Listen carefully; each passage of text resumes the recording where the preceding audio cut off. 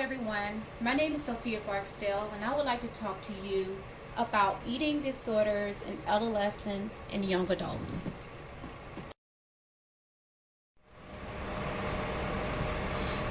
Eating disorders amongst teens are at a severe rate due to a variety of reasons.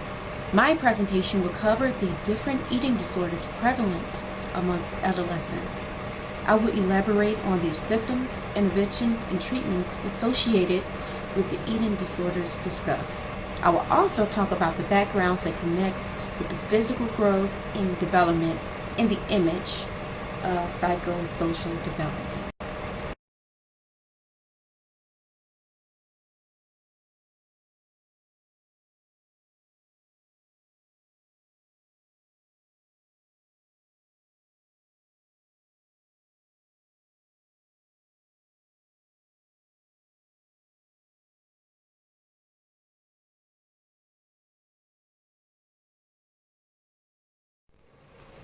In 1952, anorexia nervosa was the first eating disorder placed in a diagnostic and statistical manual of mental disorders.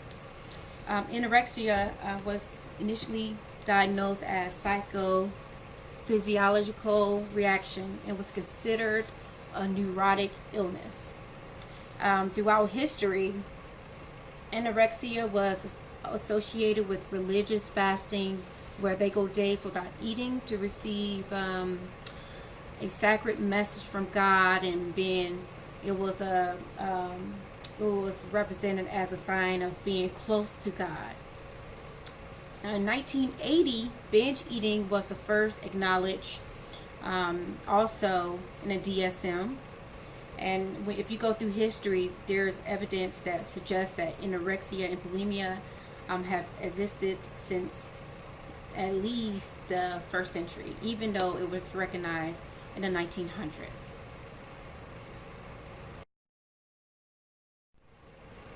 Puberty is recognized as one of the most high-risk periods for the development of eating disorders. Between the ages of 8 and 21, young boys and girls go through different physical stages. They begin to experience emotional, intellectual, and social development. So they go through some huge changes within that time frame. The physical appearance of a teenager is one of the most important factor in their life. At some point, they experience a lack of self-esteem, leading them to a place of displeasure or dissatisfaction of their body. Fior stated in her book, at a time when adolescents were preoccupied with their bodies and judging themselves against others, the physical changes can lead to dissatisfaction with physical appearance. The common causes of these eating disorders are biological, which means it's genetic; behavior, that's adaptive functioning, that substitutes for the missing functions that should have been but weren't supplied in childhood; and social factors. Example would be the influence of cultural image that favors too low body weight over healthy weight. Anorexia nervosa is a syndrome of self-starvation that mainly affects adolescents and young adult females, who account for 95% of the known cases. Usually in this situation, adolescents, they refuse to eat sufficient calories out of an intense and irrational fear of gaining a lot of weight and becoming fat. Male athletes may also be victims of anorexia nervosa, but their condition may not be as noticeable as females. The symptoms follows anxiety, depression, perfectionism, just being highly critical of yourself, compulsive exercising, and once again an intense fear of becoming overweight even though you're underweight.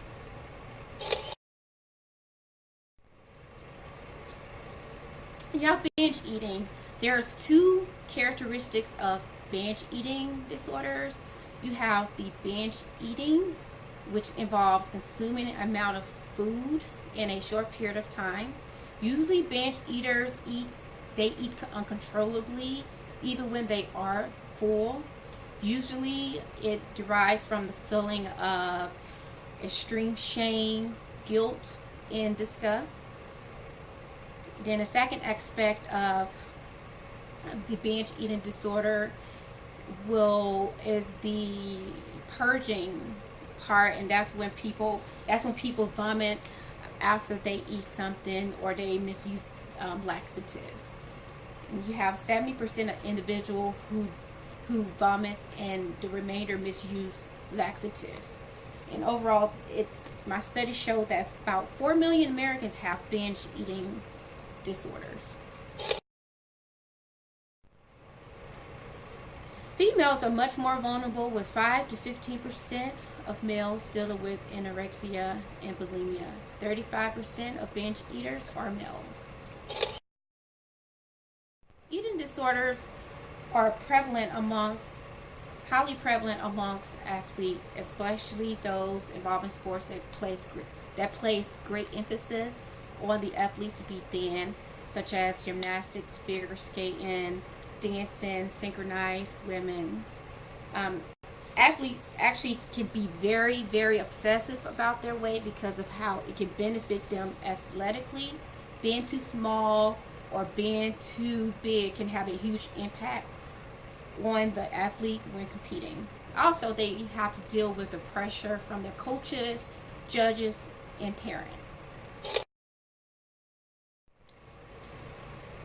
Binge eatings are more common in African American women than other eating disorders. Out of the minority groups in the United States, African American women have been studied the most, and the results bear extensive contradictions. Studies have shown most African American women are also heavier than white women. A 2009 study conducted found that not only were African American girls 50% more likely than white girls to be bulimic, but that socioeconomic status was not a factor in developing these disorders. And this young beautiful lady is Brandy Norwood. She is an actress, singer, and songwriter. And this is her quote from when she quoted on BET concerning her experience with eating disorders when she was in her teen years.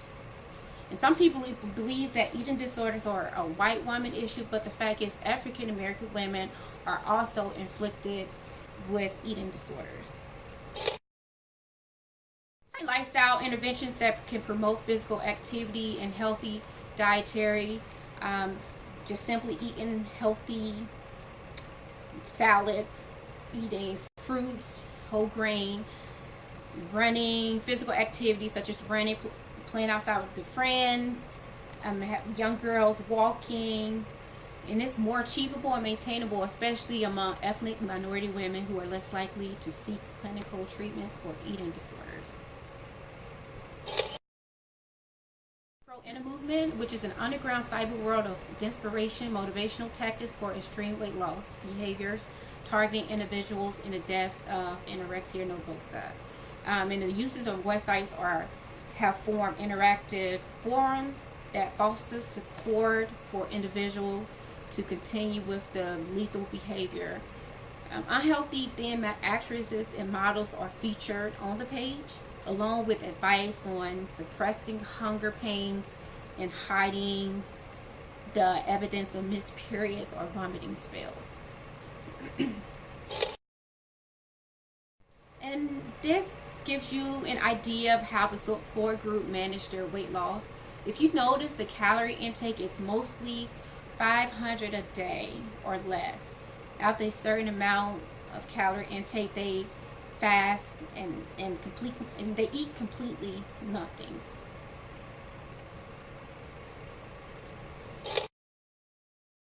Now, if you know someone that are showing symptoms of eating disorder, please contact a doctor. Encourage them to get some help, because eating disorder can cause life-threatening health issues, even death. And the recommended approach to treating the behavior is cognitive behavior therapy and family therapy. They're highly recommended for adolescents with eating disorders. Thank you so much for watching this video, and I hope that you were able to learn some things about eating disorders in adolescents. Thank you. Have a great day.